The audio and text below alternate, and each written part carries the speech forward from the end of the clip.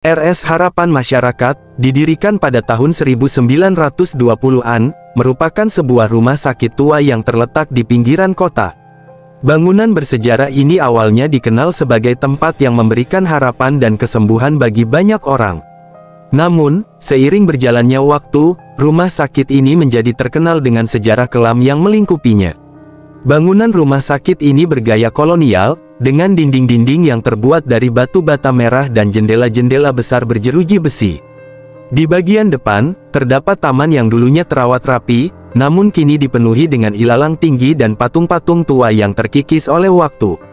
Lampu-lampu jalan di sekitar rumah sakit sering berkedip-kedip, menambah kesan suram dan menakutkan. Di dalam, koridor panjang dengan lantai marmer yang retak menggemakan langkah kaki siapapun yang lewat. Dindingnya dipenuhi dengan foto-foto hitam putih dari era kejayaannya, menampilkan para dokter, perawat, dan pasien dengan senyum optimis. Pada tahun 1940-an, RS Harapan Masyarakat dikenal sebagai rumah sakit paling bergengsi di kota. Salah satu dokter yang paling dihormati di sana adalah Dr. Rudiatmoko Sutejo, seorang dokter bedah berbakat yang dikenal dengan keterampilan luar biasa dan dedikasinya yang tinggi. Dr. Rudiatmoko lulus dengan predikat cum laude dari Fakultas Kedokteran terkemuka dan segera membuat nama besar di dunia medis. Di masa kejayaannya, Dr. Rudiatmoko dikenal sebagai sosok yang penuh perhatian terhadap pasien-pasiennya. Ia sering bekerja hingga larut malam, memastikan setiap pasien mendapat perawatan terbaik. Rekan-rekan kerja dan para pasien sangat menghormati dan mengaguminya. Di balik kesibukannya, Rudiatmoko juga memiliki keluarga yang bahagia, seorang istri yang setia dan dua anak yang menggemaskan. Namun, kehidupan sempurna Rudiatmoko mulai runtuh ketika tragedi melanda keluarganya. Suatu malam yang gelap, saat hujan deras mengguyur kota, istri dan anak-anaknya mengalami kecelakaan mobil yang fatal dalam perjalanan pulang dari kunjungan keluarga. Rudiatmoko yang sedang bertugas di rumah sakit, menerima kabar tersebut dan bergegas ke lokasi kejadian. Sayangnya, ia tiba terlambat. Istri dan kedua anaknya sudah tidak bisa diselamatkan. Kehilangan ini membuat Rudiatmoko terpukul. Dia mulai menunjukkan tanda-tanda kelelahan mental, tetapi tetap memaksa dirinya untuk bekerja keras, seolah-olah berusaha melarikan diri dari kesedihan yang mendalam. Meskipun pada awalnya ia berusaha menjaga penampilannya, rekan-rekannya mulai menyadari perubahan pada Rudiatmoko. Ia sering terlihat linglung dan murung. Pekerjaannya menjadi semakin tidak teratur, dan ia mulai kehilangan kesabaran dengan pasien dan staf lainnya. Bisikan-bisikan di koridor rumah sakit mulai menyebar, mengisyaratkan bahwa Rudiatmoko sedang berjuang dengan tekanan yang luar biasa. Tekanan pekerjaan yang semakin besar hanya memperparah kondisi mentalnya. Rudiatmoko mulai mengisolasi dirinya, menghabiskan waktu lebih banyak di ruang operasi. Ia menghindari rekan-rekannya dan bahkan mengabaikan nasihat untuk mengambil cuti. Keadaan mental Rudiatmoko terus memburuk. Ia mulai meyakini bahwa penderitaan fisik dapat menyembuhkan luka batin. Pandangan ini membawanya pada keputusan yang mengerikan, melakukan operasi tanpa anestesi. Ia yakin bahwa rasa sakit yang dialami pasiennya akan memberikan pencerahan dan penyembuhan spiritual. Pasien pertama yang mengalami metode baru Rudiatmoko adalah seorang pria tua dengan penyakit kronis. Operasi tersebut berlangsung dengan brutal, dengan pasien berteriak kesakitan sepanjang proses. Staf yang mendengar teriakan itu mencoba menghentikan Rudiatmoko, tetapi ia mengusir mereka keluar dari ruang operasi. Semakin banyak pasien yang menjadi korban eksperimen mengerikan Rudiatmoko. Kabar tentang operasi tanpa anestesi menyebar cepat, menyebabkan ketakutan di kalangan pasien dan staf rumah sakit. Beberapa pasien meninggal akibat penderitaan yang luar biasa, sementara yang lain mengalami trauma berat. Kejadian-kejadian ini membuat suasana di rumah sakit menjadi mencekam, dan banyak staf mulai takut bekerja di bawah kepemimpinan Rudiatmoko. Semakin lama, Rudiatmoko semakin terisolasi. Rekan-rekannya mulai menghindarinya, dan pasien yang mengetahui reputasinya berusaha untuk dirawat oleh dokter lain. Namun, dalam kegilaannya, Rudiatmoko merasa bahwa ia sedang menjalankan misi penting. Ia mulai percaya bahwa hanya dengan melalui rasa sakit ekstrim, pasiennya bisa mencapai pencerahan dan penyembuhan yang sejati. Ruang operasi yang dahulu menjadi tempat penyelamatan nyawa kini berubah menjadi ruang penyiksaan. Suara jeritan dan tangisan dari dalam ruang operasi sering terdengar di seluruh rumah sakit, membuat suasana semakin mencekam. Meskipun banyak yang mengadu dan mencoba menghentikan Rudiatmoko, ia tetap melanjutkan metodenya yang brutal, meyakini bahwa ia sedang melakukan hal yang benar. Pada akhirnya, tindakan Rudiatmoko yang tidak manusiawi mencapai puncaknya. Salah satu pasien yang mengalami operasi tanpa anestesi, seorang pria muda dengan cedera parah, berhasil melarikan diri dari ruang operasi. Dengan tubuh penuh luka dan rasa sakit yang tak tertahankan, pasien tersebut menyelinap ke ruang penyimpanan alat medis dan menemukan pisau bedah. Dalam keadaan putus asa dan dendam, pasien tersebut menyerang Rudiatmoko. Perkelahian hebat pun terjadi di dalam ruang operasi, yang diakhiri dengan kematian Rudiatmoko. Namun, kematiannya tidak menghentikan teror yang ia ciptakan. Beberapa saksi yang melihat tubuhnya mengklaim bahwa wajah Rudiatmoko menampilkan ekspresi ketakutan yang luar biasa, seolah-olah ia menyadari bahwa dirinya akan dihantui oleh arwah para korban. Setelah kematian Rudiatmoko, cerita tentang kutukan mulai menyebar. Banyak yang percaya bahwa arwah para korban yang menderita di tangan Rudiatmoko mengutuknya, menyebabkan rohnya tidak bisa tenang. Hal-hal gaib mulai sering terjadi di RS Harapan Masyarakat. Suara langkah kaki, jeritan tanpa sumber, dan penampakan bayangan mulai dilaporkan oleh staf dan pasien yang berada di rumah sakit tersebut, terutama di sekitar ruang operasi lama. Reputasi RS Harapan Masyarakat semakin memburuk, dan rumah sakit itu menjadi terkenal sebagai tempat berhantu. Meskipun direksi rumah sakit berusaha membersihkan namanya dan memulihkan reputasinya, sejarah kelam Rudiatmoko terus membayangi tempat itu. Para dokter dan perawat yang bekerja di sana tidak bisa menghilangkan rasa takut akan kejadian aneh yang terus terjadi. Staf medis yang berani tinggal hanya bekerja di siang hari, sementara malam hari rumah sakit ini menjadi sunyi dan mencekam. Pasien yang tidak memiliki pilihan lain untuk perawatan sering kali terpaksa tinggal, meskipun mereka juga menceritakan pengalaman seram yang mereka alami. Begitupun staf atau dokter yang mendapat giliran jaga malam. Ada 3 ruangan yang dianggap paling angker di rumah sakit ini. Pertama adalah ruang operasi lama yang merupakan tempat di mana Rudiatmoko melakukan operasi tanpa anestesi. Ruangan ini sekarang terkunci, namun sering terdengar suara alat bedah yang beradu dan jeritan pasien dari dalam. Kedua, bangsal 13, di mana bangsal ini dianggap paling berhantu, dengan banyak laporan tentang penampakan bayangan dan suara bisikan di malam hari. Banyak pasien yang dirawat di sini mengalami mimpi buruk yang sama, yaitu sosok Rudiatmoko yang mendekati mereka dengan pisau bedah. Ketiga adalah ruang penyimpanan, yakni ruang di bawah tanah yang digunakan untuk menyimpan peralatan medis tua. Penjaga keamanan sering melaporkan suhu yang tiba-tiba turun drastis dan melihat sosok pasien yang berdiri di sudut gelap ruangan. Bertahun-tahun berlalu, kini datang seorang dokter muda yang mendapat tugas di rumah sakit ini bernama Sarah Anindya. Ia menginjakkan kakinya di halaman RS Harapan Masyarakat dengan perasaan campur aduk. Sebagai seorang dokter muda yang baru lulus, ia bersemangat untuk memulai karirnya di rumah sakit yang memiliki sejarah panjang. Meskipun tampak tua dan sedikit terabaikan, rumah sakit ini memiliki daya tarik tersendiri bagi Sarah. Ia berharap bisa memberikan kontribusi besar di tempat yang membutuhkan. Saat Sarah memasuki pintu utama, ia disambut oleh seorang perawat senior bernama Ibu Retno. "Selamat datang, Dokter Sarah," katanya dengan senyum ramah. "Kami sangat senang Anda bisa bergabung dengan kami." Sarah mengangguk dan mengikuti Ibu Retno ke kantor utama, di mana ia diperkenalkan kepada beberapa staf lainnya. Di ruang yang sederhana namun nyaman itu, ia bertemu dengan Dr. Budi, seorang dokter berpengalaman yang akan menjadi mentornya. "Selamat datang, Sarah," sapa Budi sambil menjabat tangannya dengan erat. "Saya akan membantu Anda menyesuaikan diri di sini. Jika ada yang Anda butuhkan, jangan ragu untuk bertanya." Sarah merasakan atmosfer yang sedikit berbeda di kantor itu. Meskipun semua orang tampak ramah, ada sesuatu yang tidak bisa ia jelaskan. Setelah percakapan singkat tentang prosedur kerja dan tugas-tugas awal, Ibu Retno mengantarkan Sarah ke ruang ganti dokter. Di ruang ganti, Sarah bertemu dengan beberapa dokter muda lainnya.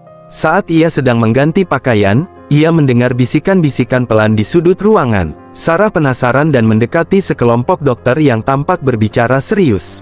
"Saya dengar dia melihat sesuatu di koridor malam itu," bisik salah satu dokter, tampak ketakutan. "Benarkah?" Saya pikir itu hanya cerita untuk menakut-nakuti kita, jawab dokter lain dengan nada skeptis. Percayalah, aku melihatnya sendiri. Ada bayangan di ruang operasi lama, tambah dokter pertama. Sarah mendekat dengan penasaran. Maaf, apa yang kalian bicarakan? Tanyanya dengan sopan. Para dokter terdiam sejenak sebelum salah satu dari mereka, Dr. Andi, menjawab. Kamu pasti belum tahu, rumah sakit ini punya cerita seram. Mereka bilang arwah Dr. Rudiatmoko Sutejo, atau yang dikenal sebagai dokter gila, masih menghantui tempat ini. Sarah tersenyum samar. Dokter gila, kedengarannya seperti cerita hantu biasa. Andi menggeleng. Ini lebih dari sekadar cerita, Sarah. Rudiatmoko dulu seorang dokter bedah di sini. Dia mulai melakukan operasi tanpa anestesi pada pasien-pasiennya. Banyak pasien yang menderita luar biasa sebelum akhirnya tewas. Dia sendiri tewas secara misterius, dan sejak itu, banyak kejadian aneh terjadi di rumah sakit ini, terutama di malam hari. Dokter Sarah merasa bulu kuduknya meremang. Kalian benar-benar serius? Tanyanya, mencoba tetap tenang. Serius, jawab Andi dengan wajah serius. Banyak dari kami yang pernah mendengar suara langkah kaki di koridor yang seharusnya kosong, atau melihat bayangan di ruang operasi lama. Kami bahkan menghindari bekerja larut malam karena kejadian-kejadian itu. Meskipun merasa sedikit terganggu, Sarah memutuskan untuk tidak terlalu memikirkan desas-desus itu. Baiklah, aku akan berhati-hati. Terima kasih atas peringatannya, katanya dengan senyum tipis sebelum kembali fokus pada tugas-tugasnya.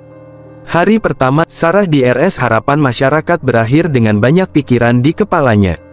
Meskipun ia skeptis terhadap cerita hantu, ada sesuatu yang membuatnya merasa tidak nyaman. Ia bertekad untuk membuktikan bahwa semua itu hanyalah mitos, namun dalam hati kecilnya, ia tidak bisa menghilangkan rasa takut yang mulai tumbuh.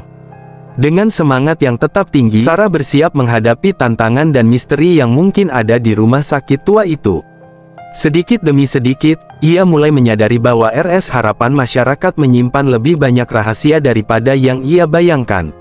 Pada malam pertama tugas jaga larut malamnya, Sarah merasa tegang namun bersemangat. Saat malam semakin larut, suasana rumah sakit menjadi sunyi, hanya terdengar suara mesin medis yang beroperasi.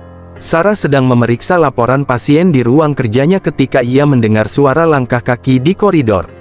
Awalnya ia mengira itu hanyalah seorang perawat yang sedang bertugas, tetapi suara langkah kaki itu terus berulang dengan ritme yang aneh. Ketika Sarah keluar untuk memeriksa, koridor itu kosong. Ia berjalan perlahan menuju ruang operasi lama yang terkenal dengan cerita-cerita menyeramkan. Tiba-tiba, pintu ruang operasi itu terbuka sendiri dengan bunyi decitan yang menyeramkan. Udara di sekitarnya mendadak menjadi sangat dingin, seolah-olah suhu ruangan turun drastis dalam sekejap. Merasa ada yang tidak beres, Sarah memutuskan untuk memeriksa ruang operasi lama. Ruangan itu tampak kosong dan gelap, dengan peralatan medis kuno yang tertinggal berdebu. Ketika ia melangkah masuk, ia merasakan bulu kuduknya meremang. Di dalam ruangan itu, ia melihat bayangan samar di sudut mata, namun setiap kali ia menoleh, bayangan itu menghilang. Merasa ketakutan, Sarah cepat-cepat meninggalkan ruangan dan kembali ke ruang kerjanya. Keesokan harinya, Sarah memutuskan untuk menceritakan pengalamannya kepada kolega terdekatnya, Budi. Dengan wajah serius, Budi mendengarkan cerita Sarah dan kemudian berbicara pelan, Sarah, kamu bukan satu-satunya yang mengalami kejadian seperti itu. Banyak dari kami yang pernah mendengar suara langkah kaki, pintu yang terbuka sendiri, dan merasakan udara dingin di sekitar ruang operasi lama. Namun, tidak ada yang berani membicarakannya secara terbuka. Sarah terkejut mendengar pengakuan tersebut. Kenapa tidak ada yang membicarakannya? Tanyanya. Karena kebanyakan dari kami takut dianggap gila atau berhalusinasi. Rumah sakit ini memang punya sejarah yang kelam. Kamu pasti sudah dengar tentang Dr. Rudiatmoko Sutejo, dokter gila. Banyak yang percaya bahwa arwahnya masih berkeliaran di sini, jawab Budi dengan suara rendah. Semakin lama Sarah bekerja di rumah sakit itu, semakin banyak cerita seram yang ia dengar dari rekan-rekannya. Andi, salah satu dokter yang sudah bekerja di RS Harapan Masyarakat selama bertahun-tahun, menceritakan pengalamannya. Suatu malam, aku sedang bertugas dan mendengar suara alat medis bergerak sendiri di ruang operasi. Ketika aku memeriksa, tidak ada siapa-siapa di sana. Tapi aku merasakan ada sesuatu yang memperhatikanku dari kegelapan. Perawat Ibu Retno juga berbagi pengalamannya. Saya pernah melihat bayangan seseorang berdiri di ujung koridor saat larut malam. Ketika saya mendekat, bayangan itu menghilang. Setelah itu, saya tidak pernah lagi berjalan sendirian di malam hari di sini. Mendengar semua cerita itu, Sarah mulai menyadari bahwa kejadian aneh yang dialaminya bukanlah imajinasinya semata. Ia memahami bahwa ada sesuatu yang benar-benar salah di RS Harapan Masyarakat. Meskipun ia merasa takut, Sarah memutuskan untuk tidak membiarkan rasa takut menghalangi tugasnya sebagai dokter. Ia bertekad untuk tetap bekerja dengan baik, sambil mencoba mencari cara untuk memahami dan, jika mungkin, membantu menenangkan arwah yang tidak tenang di rumah sakit itu. Malam-malam berikutnya, Sarah mempersiapkan dirinya untuk menghadapi kejadian-kejadian aneh yang mungkin terjadi. Ia membawa buku catatan untuk mencatat setiap pengalaman aneh yang dialaminya. Pada suatu malam, saat sedang bertugas, ia mendengar suara langkah kaki yang familiar lagi. Dengan keberanian yang terkumpul, ia mengikuti suara tersebut menuju ruang operasi lama. Di depan pintu ruang operasi, Sarah berhenti sejenak, mengambil napas dalam-dalam, dan perlahan membuka pintu. Di dalam, ruangan itu tetap sama, gelap dan dingin. Namun kali ini, Sarah merasa ada kehadiran yang kuat di sana. Ia berbicara pelan, "Jika ada yang membutuhkan bantuan, saya di sini untuk mendengarkan." Sarah mungkin tidak tahu apakah arwah Dr. Rudiatmoko benar-benar mendengarnya, tetapi malam itu, kejadian aneh tampak berkurang. Meskipun rumah sakit itu tetap menyimpan misteri dan ketakutannya sendiri, Sarah merasa bahwa dengan menghadapi ketakutannya, ia dapat menjalankan tugasnya dengan lebih baik. Sarah Anindya, seorang dokter muda di RS Harapan Masyarakat pun merasa terpanggil untuk mengungkap kebenaran di balik legenda Dr. Rudiatmoko Sutejo, yang dikenal sebagai dokter gila. Meskipun orang-orang menasihatinya untuk tidak terlalu memikirkan cerita-cerita itu, rasa ingin tahunya tidak bisa dihentikan. Ia merasa bahwa ada sesuatu yang perlu diungkap di balik cerita kelam itu. Dengan tekad yang kuat, Sarah mulai menyelidiki. Ia menghabiskan malam-malamnya di perpustakaan rumah sakit, menyelami arsip-arsip kuno yang tersembunyi. Pada suatu malam, ia menemukan sebuah kotak berisi catatan-catatan tentang praktik medis Rudiatmoko. Catatan-catatan itu mengungkapkan kenyataan mengerikan tentang operasi tanpa anestesi yang pernah dilakukan oleh Rudiatmoko, menyebabkan penderitaan yang tak terbayangkan bagi para pasien. Di antara catatan-catatan itu, Sarah juga menemukan laporan kematian Rudiatmoko. Namun, kematian dokter itu sendiri penuh misteri, tanpa penjelasan yang jelas tentang penyebabnya. Yang lebih mengejutkan lagi, Sarah menemukan beberapa foto lama yang menampilkan wajah-wajah penuh ketakutan dari para pasien yang menjadi korban eksperimen mengerikan Rudiatmoko. Dengan hati-hati, Sarah mencari korban selamat dari eksperimen mengerikan Rudiatmoko. Setelah berhari-hari mencari, ia akhirnya menemukan seorang wanita tua bernama Ibu Suryati, yang pernah menjadi pasien di rumah sakit tersebut bertahun-tahun yang lalu. Dengan penuh perhatian, Sarah duduk bersama Ibu Suryati dan mendengarkan dengan seksama ceritanya. Ibu Suryati mengisahkan dengan jelas penderitaan yang dialaminya selama operasi yang dilakukan oleh Rudiatmoko tanpa anestesi. Ia menggambarkan bagaimana tatapan dingin dan penuh kegilaan dari Rudiatmoko saat ia memegang pisau bedah dengan kejam. Saat cerita Ibu Suryati terungkap, Sarah merasakan gemetar di tulang belakangnya. Jelas bahwa tindakan Rudiatmoko telah meninggalkan luka yang dalam pada korban-korbannya, baik secara fisik maupun psikologis. Namun di tengah kekejaman itu, ada juga kekuatan dan keteguhan pada suara Ibu Suryati. Ia berhasil selamat dari ujian tersebut, dan sekarang ia bertekad untuk memastikan bahwa kebenaran tentang kekejaman Rudiatmoko terungkap. Dengan pengetahuan yang diperoleh dari penyelidikannya, Sarah semakin membenamkan diri dalam sejarah kelam RS Harapan Masyarakat. Ia berhadapan dengan bayangan masa lalu saat menjelajahi koridor terabaikan dan ruangan-ruangan terlupakan di rumah sakit itu, mencari jawaban yang sudah lama terkubur. Dalam kesunyian ruang operasi tua, Sarah merasa rasa tidak nyaman melandanya. Udara terasa berat dengan beban masa lalu, dan ia hampir bisa merasakan kehadiran Rudiatmoko sendiri. Namun ia menolak untuk terintimidasi. Ia sudah terlalu jauh untuk mundur sekarang. Saat ia menyelidiki sisa-sisa pemerintahan teror Rudiatmoko, Sarah menemukan lebih banyak bukti yang mengganggu tentang kejahatannya. Ia menemukan jurnal yang dipenuhi dengan tulisan-tulisan yang tidak waras dan sketsa-sketsa mengerikan dari prosedur bedahnya. Ia menemukan vial obat-obatan lama dan instrumen-instrumen penyiksaan yang tersembunyi di sudut-sudut gelap rumah sakit. Pada akhirnya, penyelidikan Sarah membawanya pada sebuah pengungkapan yang mengejutkan. Eksperimen Rudiatmoko bukanlah sekadar tindakan kegilaan, tetapi bagian dari pencarian kekuasaan dan kontrol yang terpelintir. Ia telah memanfaatkan orang-orang yang paling rentan dalam masyarakat, mengeksploitasi kepercayaan dan penderitaan mereka untuk kepentingan pribadi yang sakit. Dengan temuan-temuannya, Sarah berjanji untuk membawa kejahatan Rudiatmoko ke permukaan dan memastikan bahwa keadilan ditegakkan bagi para korban. Ia tahu bahwa perjalanan itu tidak akan mudah, dan bahwa ia akan menghadapi banyak rintangan di sepanjang jalan. Tetapi ia bertekad untuk menyelesaikannya, tak peduli apapun biayanya. Ketika malam turun di RS Harapan Masyarakat, suasana menjadi semakin mencekam. Sarah sedang melakukan operasi rutin di ruang operasi lama ketika tiba-tiba suasana berubah. Udara menjadi dingin dan tekanan di ruangan terasa tidak biasa. Tanpa aba-aba, peralatan bedah mulai bergerak sendiri, dan bayangan samar-samar muncul di sudut ruangan. Sarah yang terkejut berusaha mempertahankan kendali atas situasi yang semakin memburuk.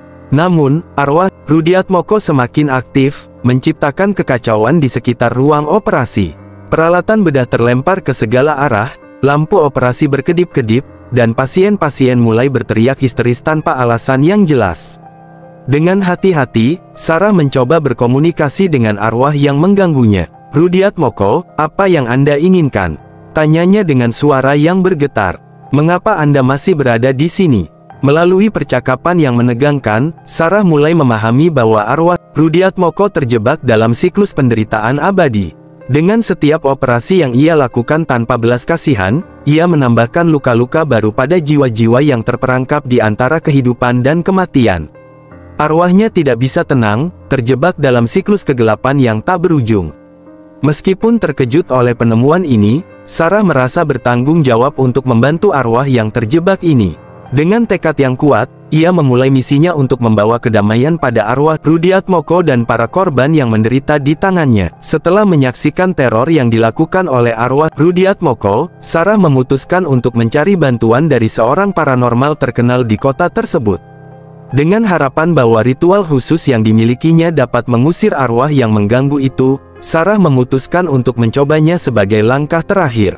Bersama paranormal tersebut, Sarah mempersiapkan ritual yang kompleks dan penuh dengan mistisisme. Mereka menyalakan lilin-lilin kuno, membakar kemenyan yang harum, dan memanjatkan mantra-mantra kuno yang dipercayai dapat mengusir arwah. Namun, ketika ritual dimulai, atmosfer menjadi semakin tegang, dan kehadiran arwah Dr. Rudiatmoko semakin terasa kuat. Saat ritual mencapai puncaknya, sesuatu yang mengerikan terjadi. Paranormal tersebut tiba-tiba jatuh tersungkur, tubuhnya gemetar dan matanya terbuka lebar dengan ketakutan yang tak terbayangkan. Sarah, terkejut dan panik, berusaha menyelamatkannya, tetapi sudah terlambat. Paranormal tersebut telah meninggal secara misterius di tengah ritual, meninggalkan Sarah dalam keadaan syok dan terpaku dalam ketakutan. Kematian paranormal tersebut menambah kengerian situasi. Arwah Dr. Rudiatmoko, jauh dari terusir, tampaknya semakin kuat dan ganas. Aktivitas paranormal yang sebelumnya hanya mengganggu menjadi lebih intens. Pasien-pasien yang terbaring di rumah sakit semakin resah, merasakan kehadiran yang gelap dan mencekam di sekitar mereka. Meskipun upayanya gagal dan situasinya semakin mencekam, Sarah merasa bahwa dia harus mengambil langkah ekstrim.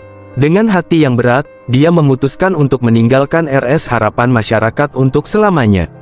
Trauma yang mendalam dan rasa bersalah atas kematian paranormal membuatnya tak lagi merasa aman di tempat itu. Dengan hati yang berat, Sarah meninggalkan rumah sakit itu, meninggalkan belakangnya kenangan yang mengerikan. Meskipun arwah Dr. Rudiatmoko mungkin masih berkeliaran di lorong-lorong yang gelap, dan aura menyeramkan mungkin tetap ada, Sarah memilih untuk menutup babak yang mengerikan dalam hidupnya. Rumah sakit kembali ke keheningan yang menyakitkan, namun, Sarah tidak akan pernah bisa melupakan pengalaman traumatis yang telah dialaminya di sana. Namun, meskipun perpisahannya dengan rumah sakit itu penuh dengan kesedihan dan trauma, Sarah juga membawa dengan dia keberanian dan keteguhan hatinya yang akan membantunya menghadapi masa depan yang tidak pasti. Beberapa minggu setelah Sarah meninggalkan RS Harapan Masyarakat, suasana mencekam masih tetap menggelayuti rumah sakit tersebut.